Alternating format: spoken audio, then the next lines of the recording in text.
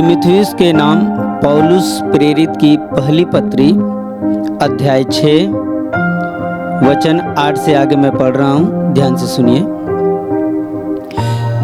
यदि हमारे पास खाने और पहनने को हो तो इन्हीं पर संतोष करना चाहिए, पर जो धनी होना चाहते हैं वे ऐसी परीक्षा और फंदे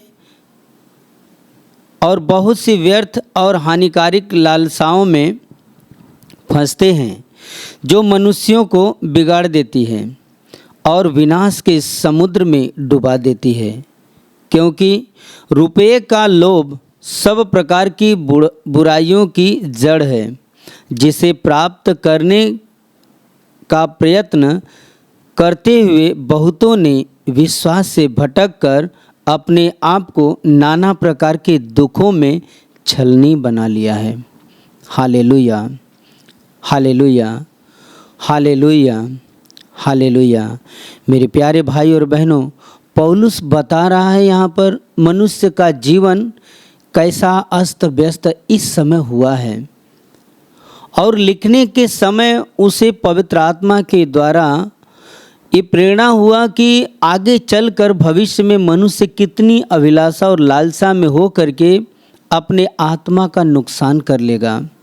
इसलिए पौलुस हमें सलाह दे रहा है, आग्रह कर रहा है, जता रहा है इससे सावधान होने के लिए किन बातों से, कि जो कुछ हमारे पास है उसी पर संतोष करना चाहिए, संतुष्ट रहना चाहिए।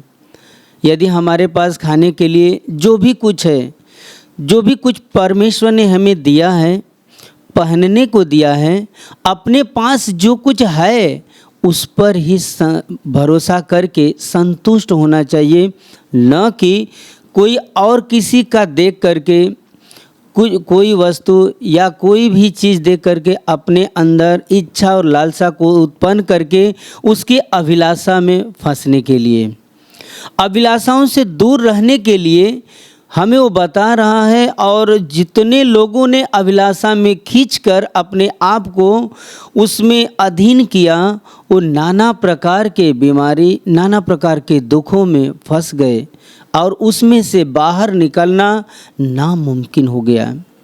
बहुतों ने तो विश्वास से भटक गया। जो परमेश्वर की रास्ते पे जो चल रहे थे, परमेश्वर के दास के साथ में परमेश्वर के जो शिष्य थे, चेले थे, वो भी भटक गए। अभिलाषा में खींचकर, लालसा में खींचकर अपने आप को उस विपत्ति, उस संकट, उस क्लेश में आ गए और अपने आत्मा का नुकसान कर लिए। Hallelujah, hallelujah, hallelujah. देखेंगे चेलों में जो प्रभु का चेला था, वो कैसे थोड़ी से धन में आकर के वो प्रभु को पकड़वाने के लिए वो आगे बढ़ा, कदम बढ़ाया उसके दिल में, जबकि वो प्रभु का चेला था, कोई और साथ में रहने वाला नहीं, प्रभु का चुना हुआ ही एक व्यक्ति था। लेकिन उस व्यक्ति के अंदर शैतान ने एक इच्छा प्रकट की, लालसा डाली। उस लालसा में आ करके उसने विश्वास से भटक गया और अपने आत्मा का नुकसान किया। वैसे बहुत सारी घटनाएं हैं जो हमें एक नसीहत देती हैं कि इस मार्ग पर चलने के कारण हमारा कैसा नुकसान होता है और कैसे नाना प्रकार की विपत्ति, संकट और क्लेश और बीमारी और श्राप हम अपने हाथ में उठाते हैं और उसके बोझ में, उसके आगोश में हम आकर के अपने आप को नाना प्रकार के संकटों में अपनी आत्मा का छलनी कर लेते हैं। Hallelujah, hallelujah.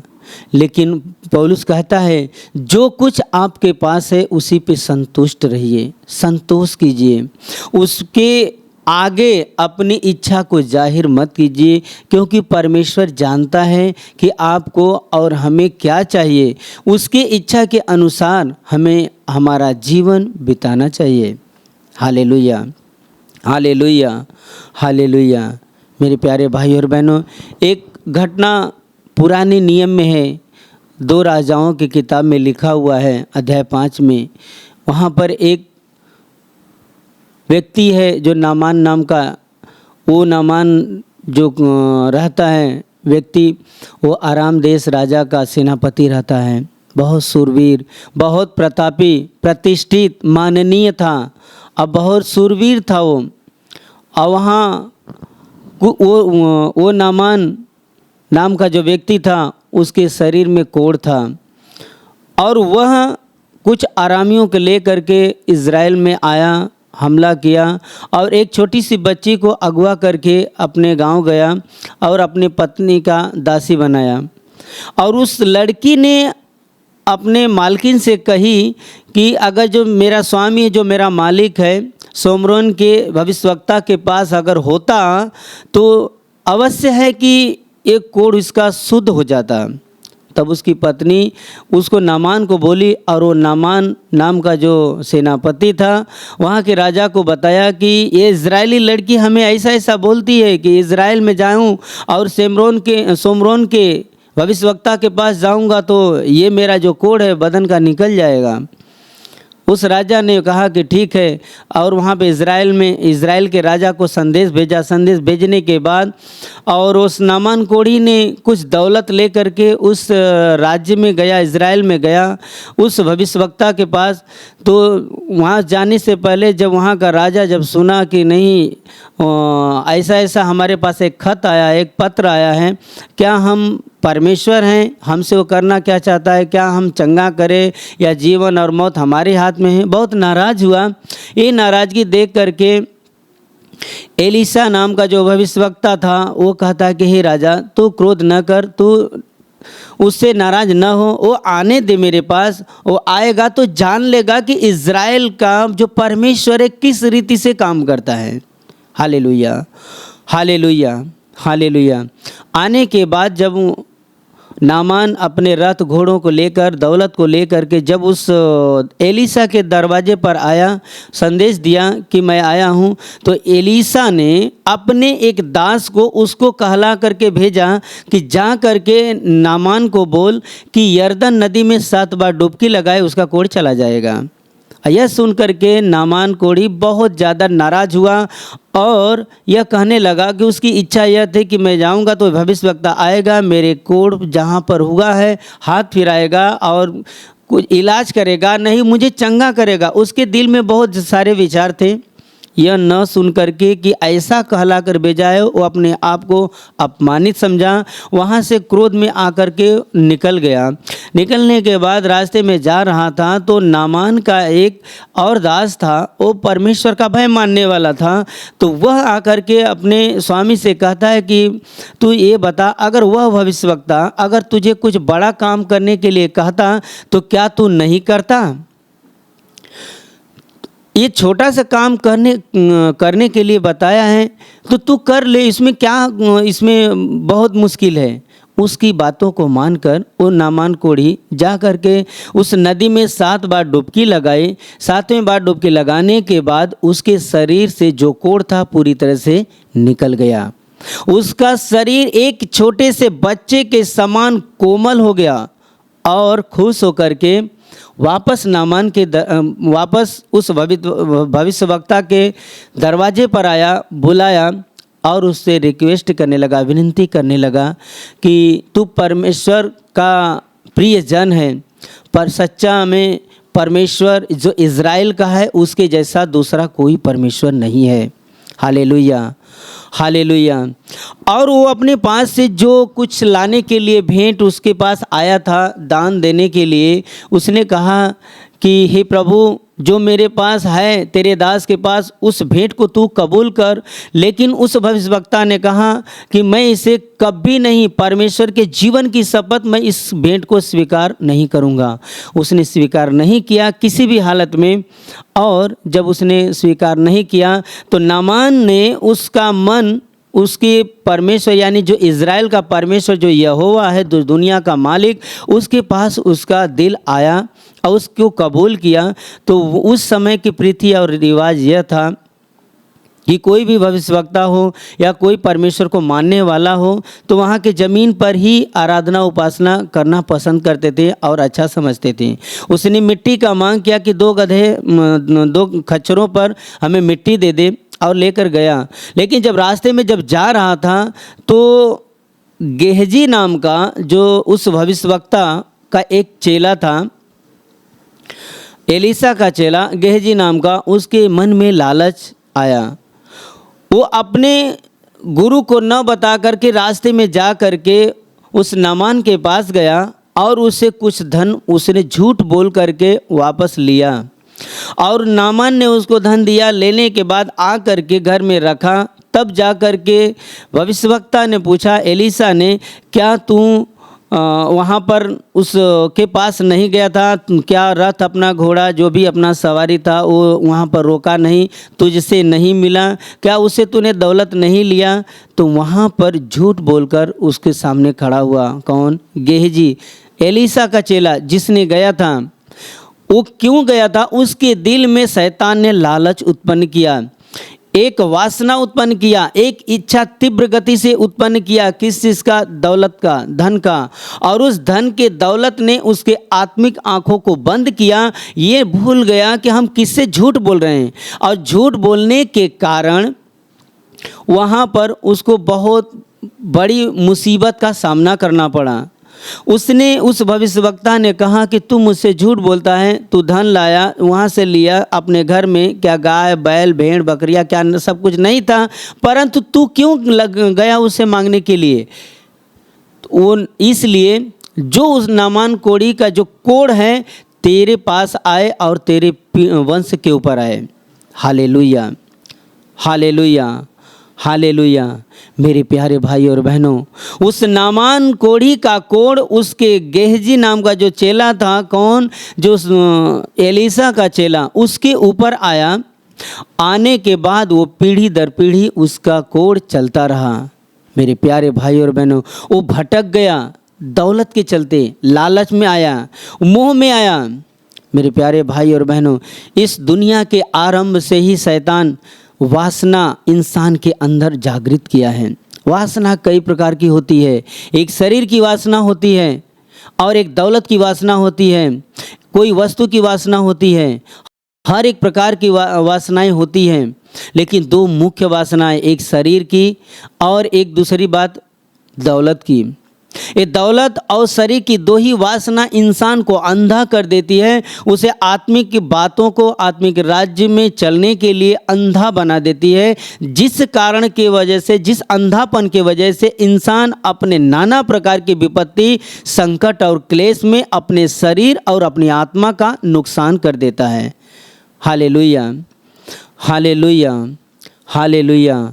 उसी प्रकार जैसे गेहजी ने वो परमेश्वर के दास के साथ रहा, परमेश्वर का चेला था, फिर भी उसको दुखों का सामना करना पड़ा। उसका बीमारी उसके शरीर पर आया, उसके दिल उसके शरीर पर आया, आने के बाद उसके पीढ़ियों तक चलता गया। और प्रभु के साथ में रहने वाले लोग भी बहुत से नाना प्रकार के संकट में, क्लेश में फंस जाते हैं। जितना उनके पास 2 वक्त का रोटी रहेगा, पहनने के लिए कपड़ा रहेगा, खुद का घर नहीं रहेगा, किराए के घर में रहेंगे, फिर भी कितने लोग संतुष्ट रहते, संतोष करते हैं, क्योंकि परमेश्वर ने जो दिया है परमेश्वर का ही है। मैं भी परमेश्वर का हूँ, परमेश्वर हमें खुश रखेगा और आज़ाद करेगा। Hallelujah, hallelujah.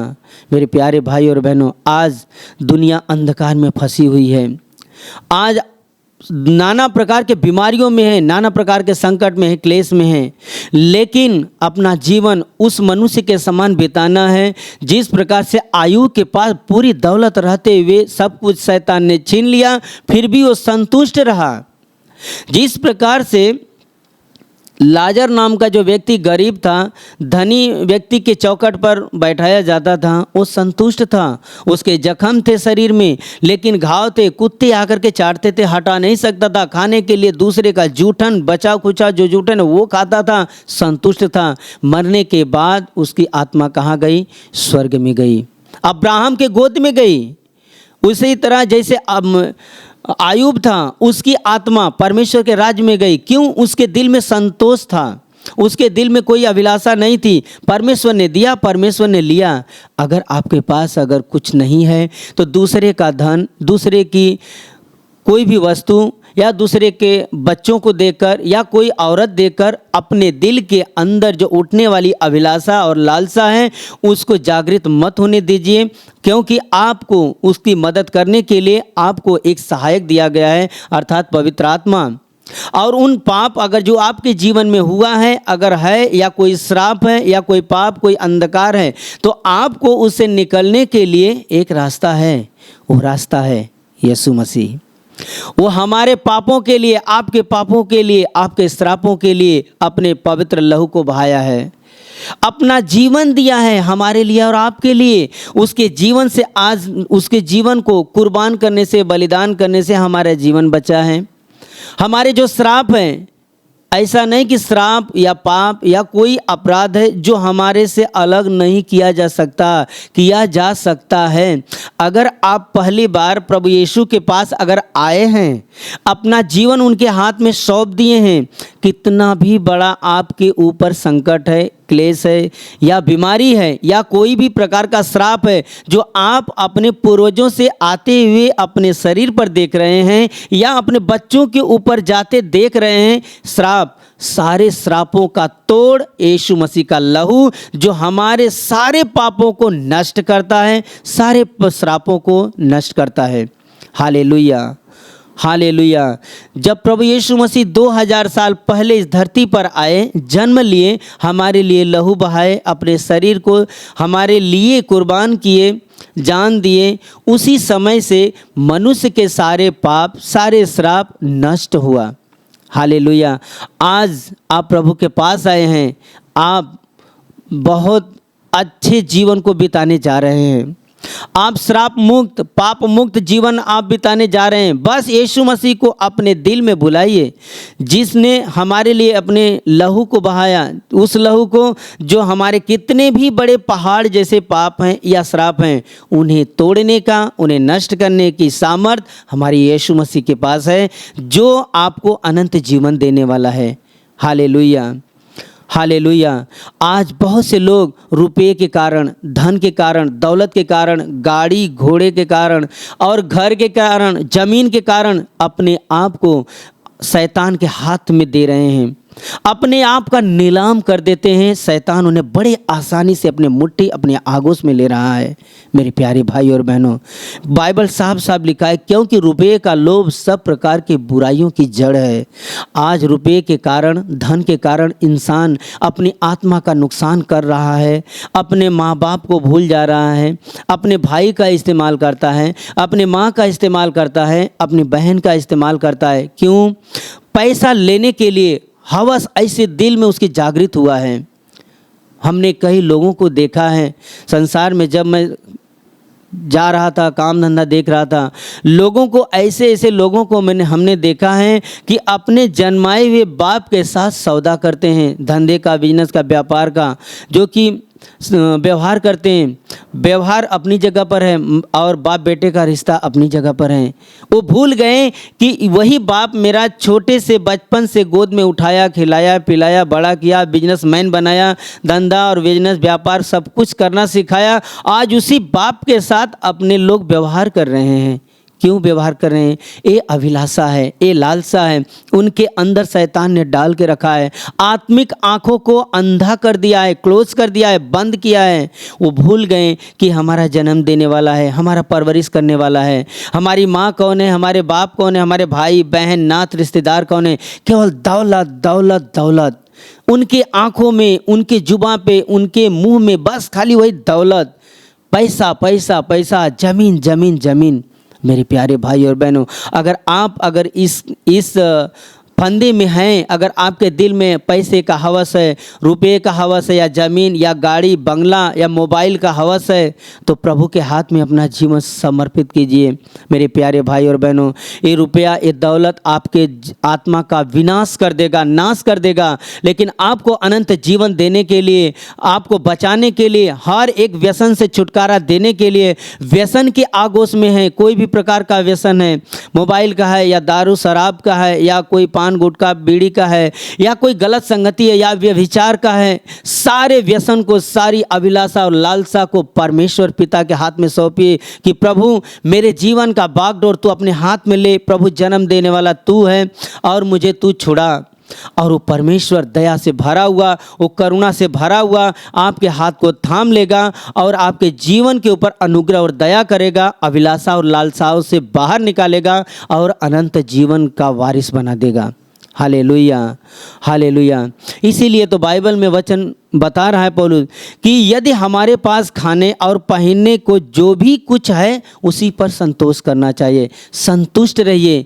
आज आपको जीवन प्रभु ने दिया है, खाने के दिया है, कल भी देगा। परमेश्वर के आज्ञाओं का पालन करिए और उसके इच्छा के अनुसार चलिए। बाइबल पढ़िए, अपने जीवन को प्रभु के हाथ में सौंपिए और आपका जीवन जब तक आप जिएंगे आपका जीवन आशीषित होगा। दुष्ट की युक्त योजनाओं से परमेश्वर अपनी आत्मा के द्वारा आपको बचाएगा और ये जीवन खत्म होने के बाद अनंत काल के राज्य में परमेश्वर के पास पहुंच जाएंगे और अनंत महिमा करने पाएंगे।